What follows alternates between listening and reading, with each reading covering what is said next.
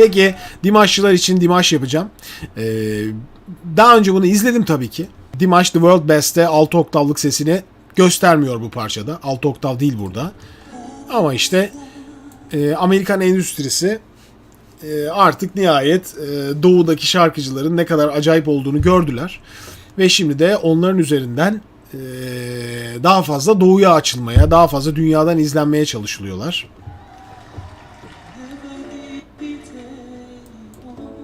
Tabii Dimash'ta ne kadar muhteşem bir ses olduğunu biliyorsunuz. Bu videoyu baştan sona uzun uzun izlemeyeceğim. O nedenle kısa kısa geçeceğim.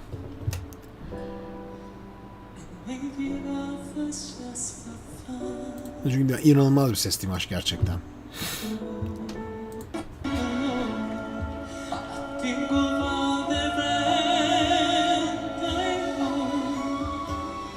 Dimash'ı zaten yakında Rusya'ya gidip dinleyeceğiz arkadaşlar.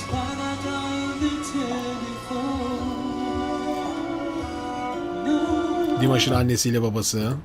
Ben de altyazıyı okur gibi. Evet gidelim.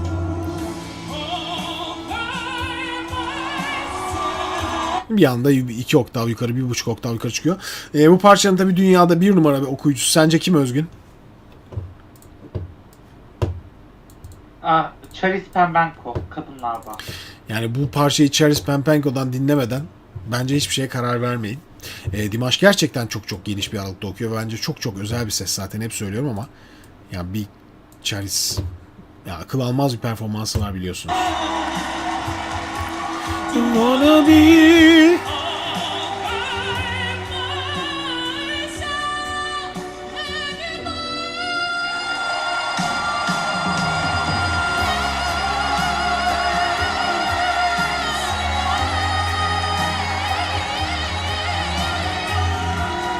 Çılgın gibi. Müthiş. Daha da yukarısı var mı? Var tabii.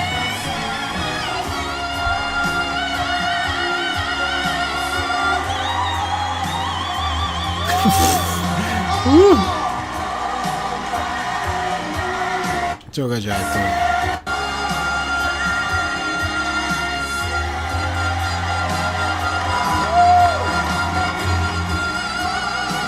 Yani bu yarışmanın çok özel olduğunu düşünüyorum tabii ki. Yani Dimash'ın kariyeri açısından da önemli.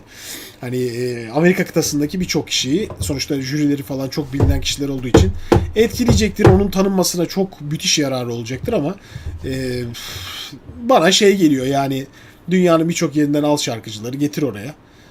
İşte performans yaptır her birine. İnanılmaz performanslar yaptır. Zaten öyleler onlar. Yani bence bu yarışmanın yani evet bir yarışma ve bu yarışma sayesinde daha tanınırlıkları artacak. Ama zaten bu şarkıcılar çok tanınıyorlar ki. Ne bileyim, ne düşünüyorsun Özgün bu konuda? Yani Dimash hocam zaten Amerika kıtasında bilinmeye başlamıştı yeni yeni. Aha. Şimdi bu bir onun kişisel olarak, karakteristik olarak ekranda ve işte ailesiyle birlikte çıkarak, yani tüm özel yaşamıyla birlikte tanınmasını sağlayacak. Artık bir Amerika'da star olacak. Şimdiye kadar çok iyi bir şarkıcıydı Amerika için. Yani ama artık Amerika için bir star televizyonda. Bu kadar görüldüğü için, Amerika'ya gidip Los Angeles'ta bu yarışmaya katıldığı için. evet, Dimash için zor bir Yani karardır ama bu ya. Danelia da öyle. Sadece Eurovision çevresi biliyordu bu yıla kadar. Evet. Şimdi bu yarışma sayesinde Amerika biliyor Danelia Tuleshkova'yı. Evet. Yani onlara bir faydası oldu diyorsun. Özel yaşamıyla tanınmaya başladılar. Oraya gittiler, kendini gösterdiler. Teaserlar yayınlanıyor. İnsanlar merakla Amerika'da şu anda onların hayatını inceliyor Google'layıp. Evet. O bakımdan çok faydası oldu. Bence. Evet. Yani ben burada bir tek dezavantaj görüyorum, onu da söyleyeyim. Yani bu Dimash analizi olarak görmeyin şu an konuştuklarımı. Şimdi düşünsene Özgün. Bir yarışma yapıyorsun. Yarışmaya Beyoncé, Katy Perry, işte ne bileyim Levent Scully. Şunu bunu yapıyorsun ve Çin'de düzenliyorsun bu yarışmayı. Evet. Yani şimdi bu garip bir şey olmaz mı? Bence olmaz hocam kendi adıma, çünkü neden? Çin'de YouTube yasak, Facebook yasak, Twitter yasak. Hayır, böyle bir şey o sanatçılar kabul eder mi? O sanatçılar bunu kabul eder mi? Şey etti hocam. Başka? Türkiye etkinlikte mutlaka. Ya diğerleri eder mi sence yani? Yani şu var, Maria Kerim'in ihtiyacı yok. Şimdiden sonra Yok. yarışma yapmaya. Levent Scully zaten öyle bir insan değil. Ya isim olarak değerlendirme. Büyük Amerikalı şarkıcıların toplandığını düşün. Mesela starlığı biraz azalmış insanlar katılmaya kabul eder gibi geliyor benim açımdan. Yani- Neden hocam? Mesela Avril Lavigne. İsmi çok geçti The Singer için. Neden? Çünkü kariyerinde bir düşüş var. Bence hiçbiri kabul Mutlaka. etmez Özgün. Hiçbiri. Hı hı. Hiçbiri Asya- Amerikan endüstrisinden hiçbir şarkıcı kolay kolay böyle bir yarışmayı doğuda yapıldığı hiçbiri ona birbirleriyle yarışmayı kabul etmez. Bence hiçbiri bu işi kabul etmeyecektir ve böyle bir şeydi, böyle bir yarışma da yapılmaz. Bu bir yarışma da olmaz zaten. Ya çünkü bu şarkıcıları bir yere tanıtamazsın. Benim sadece tek eleştirmek değil, fikrimi, kafamı kurcalayan şey şu. Dimash Kudaibergen zaten Çin'de, Kazakistan'da, Rusya'da buralarda çok tanınıyor. Öyle böyle değil. Oranın bir yıldızı. Ve Amerika kıtasında tanınmak için buraya geliyor. Yani bu bir tanıtım amacı taşıyor aslında bu yarışma. Yarışma değil ya zaten bu. Bir de birinci olsa ne olur, beşinci olsa ne olur onun için. Ama yani böyle bir formatı yaratmak tam bir Amerikan kafası değil mi ya? Tam bir Amerikan kafası yani. Ve bunun içine kendi bölgesinin çok büyük seslerini katarak hani onları yarıştırmaya çalışmak. Bak işte bunun 6 oktav sesi var. Hadi göster şimdi o sesinde bizler böyle kafamızı yiyelim falan demek.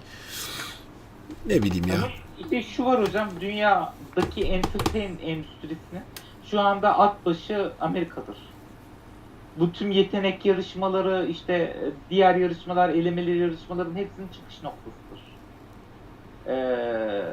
Mutlaka bu hocam, bu yarışma kültüründe yeni bir besleme şeyleri bulacaktır. Yani başka coğrafyalar, farklı kültürler. Çünkü neden, işte entertain'in bir numarası olunca ve kendinizde artık malzeme çıkmayınca dediğiniz gibi bu sefer de dünyanın çeşitli yerlerinden alacak. Bir gün Kazakistan da bitecek, Çin de bitecek. Yani Amerika'ya getirdiğiniz zaman bu sefer Türkiye başlayacak. Türkiye'deki starları taşımak zorunda kalacak. Bu bir arz ve talep meselesi gibi geliyor bana. Kişisel görüşüm. Yani senin düşündüklerine %100 katılıyorum. Bunu söyleyeyim. Sana kesinlikle ters bir şey söylemiyorum. Ben sadece böyle fikir, beyin jimnastiği Biliyorum hocam, yapıyorum. ben kendi yorumumu yapıyorum. Tabii tabii, senin söylediğin zaten gerçeği söylüyorsun. Şu an olan şeyin neden olduğunu anlatıyorsun sen.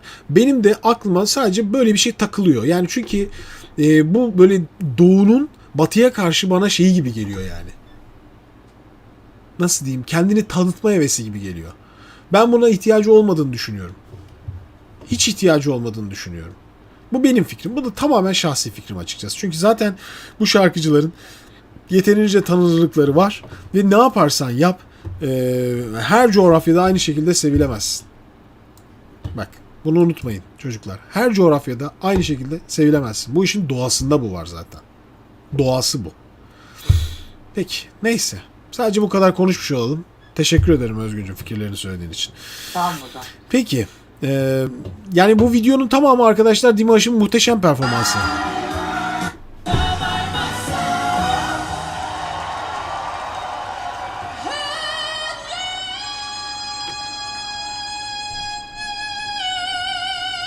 Yani zamanında Cem Adrian'ın söylediği şeye geliyor iş.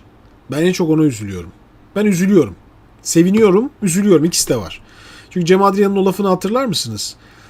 Diyor ki bana gel diyor Fazıl Say. Dünyayı gezelim. Seninle beraber dünyanın her yerinde program yapalım. Çünkü sen özel bir sessin. 5,5 oktav sesin var. Biz bu sesi şarkılarda kullanalım. Ve dünya çapında bir kariyerin olsun diyor.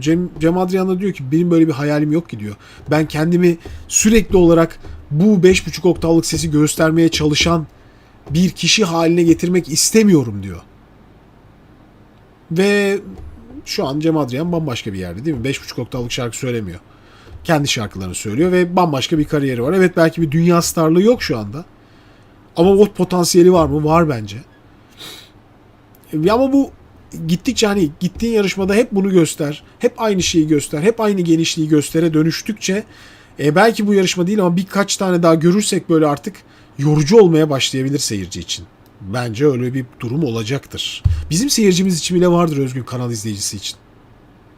Eminim yani. Neyse tamam, çok fazla konuştuk bence. Peki. Şimdi Dimaş'ı o nedenle buraya kadar izleyip bitirelim.